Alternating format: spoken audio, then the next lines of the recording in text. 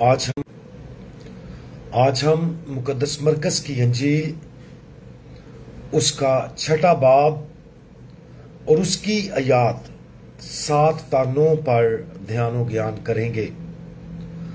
और आज हम खुदा की मुहाफ़ज़त पर भरोसा करना इसके बारे में सुनेंगे। और उसने 12 को पास बुलाया और उन्हें 2-2 करके भेजना शुरू किया और उन्हें नापाक रूहों पर इख्तियार बख्शा और उन्हें हुक्म दिया कि रास्ते के लिए सिवा लाठी के कुछ ना लो, ना रोटी, ना थैली, ना अपने कमरबंद में पैसा, मगर चपलियां पहनो और 2 कुर्ते ना पहनो। अगर हम महसूस करते हैं कि खुदा की तरफ से अंजील के पैगाम को फैलाने के लिए किसी और सरजमीन पर जाने के लिए हमें बुलाया गया है, तो ज्यादातर इम्कान है कि हम इस सफर के लिए बहुत ज्यादा मनसूबाबंदी करेंगे और सफर के लिए दरकार तमाम चीजें पैक करेंगे। हम इजाफी कपड़े, पैसे और मुख्तलिफ चीजें लेकर आएंगे। लेकिन ऊपर बयान करदा अंजील मुकद्दस के हवाले में खुदावंद यीशु मसीह 12 रसूलों को हदायत देते हैं कि रास्ते के लिए सिवा लाठी के कुछ ना लो। वो उन्हें हदायत देता है कि वो अपने सफर के दौरान रोजमर्रा की जिंदगी की जिस्मानी जरूरियात के लिए इलाही मुहाफ़ज़त पर भरोसा करें। अगरचे आगे की मनसूबाबंदी करने और अपनी जिस्मानी जरूरियात का ख्याल रखने में कोई हर्ज नहीं था, लेकिन खुदावंद यीशु मसीह की 12 रसूलों को एक ज्यादा अहम रूहानी सबक सिखाने के लिए यह हदायत दी गई थी। अंजील की मुनादी करने, बीमारों का इलाज करने और बदरूहों को निकालने के अपने मिशन में उन्हें अपनी फितरती सलाहियतों पर नहीं बल्कि खुदा की ताकत पर भरोसा करना सीखना था।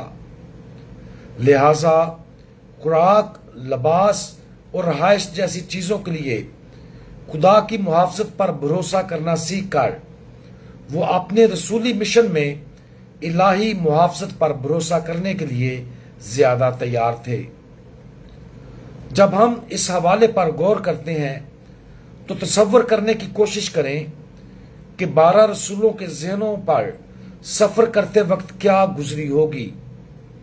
तसव्वुर करें कि वो कई मील पैदल चलते हैं और सूरज गुरूब होने के साथ ही किसी शहर में पहुंचते हैं। चूंकि उनके पास पैसे या खुराक नहीं थी, इसलिए वो खौफ और परेशानी में मुब्तला हो जाते। वो रात के लिए कमरा किराए पर नहीं ले सकते थे, वो खाने के लिए कुछ नहीं खरीद सकते थे। ये खुदा पर उनके भरोसे का इम्तहान था। मजीद तसव्वुर करें कि इन्हीं रसूलों को अचानक खुदा की मुहाफ़ज़त का सामना करना पड़ा। हैरत की बात यह है कि उन्हें रात के लिए मुफ्त रहाइश और खाने की पेशकश की गई। अगले दिन भी ऐसा ही हुआ। जैसा कि उन्होंने भरोसा किया, सफर किया, तबलीग की, शिफा दी और बदरूहों को निकाला, उन्होंने पाया कि उनके पास हर दिन और हर रात जरूरत की चीजें मौजूद थीं। खुदा की मुहाफ़ज़त के इस तजर्बे ने यकीनन उनके जाती ईमान को मुतासर किया होगा, लेकिन इससे उनकी रसूली खिदमत भी मुतासर होती। जैसा कि उन्होंने खुदा के जरिए अपनी जिस्मानी जरूरियात की फराहमी का मुशाहिदा किया, वो अपने मिशन को मजीद नतीजा खेज तौर पर पूरा करने के लिए फजल पर अपने भरोसे में भी बढ़ गए होंगे। जिस तरह 12 रसूलों ने हर चीज में खुदा की मुहाफ़ज़त पर भरोसा करना सीखा था, इसी तरह खुदा हमारे लिए भी यही चाहता है। हो सकता है कि वो हमें बगैर किसी इंतजामात के मिशन पर जाने के लिए ना बुलाए, लेकिन वो चाहता है कि हम हमेशा उस पर भरोसा करना सीखें। शायद इसका मतलब ये है कि हम अपने पैसे के 10वां हिस्से से ज्यादा गरीबों को या कलीसिया के मिशन के लिए अतिया करें, ताकि ये जाहिर किया जा सके कि हम अपने पैसे से खुदा पर भरोसा करते हैं।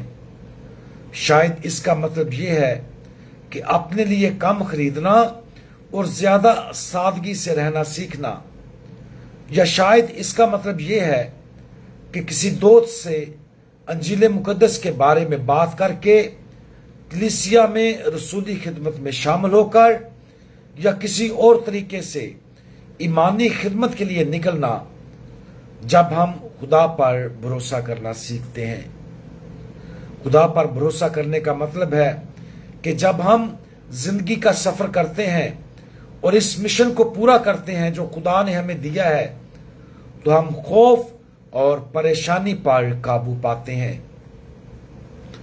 आज इस हकीकत पर गौर करें कि खुदा चाहता है कि हम हर चीज में उस पर भरोसा करना सीखें, और खास तौर पर यह भरोसा करें कि वो हमें दूसरों के साथ खुशखबरी बांटने के लिए इस्तेमाल करेगा।